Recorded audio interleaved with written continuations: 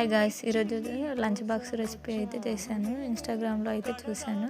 First అయితే stove వెలిగించి దానిపైన ప్యాన్ పెట్టి ఆయిల్ అయితే వేసుకోవాలి. ఆయిల్ వేసుకున్న తర్వాత ఎండుమిర్చి సరిపడంత వేసుకొని కరివేపాకు, కొన్ని ధనియాలు, కొంచెం మినపప్పు వేసుకొని మంచిగా వేగించాలి. కరివేపాకు అయితే క్రిస్పీ అయ్యేదాకా మంచిగా వేయించుకోవాలి. వేయించుకున్న తర్వాత స్టవ్ ఆపేసి పక్కన ఉంచాలి.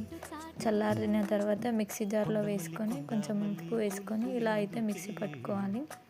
తర్వాత పప్పు కోసం మళ్ళీ స్టవ్ ఆన్ చేసి ప్యాన్ పెట్టి ఆయిల్ వేసుకొని కొంచెం మినపప్పు, ఎండుమిర్చి, పల్లీలు అయితే వేసుకోవాలి.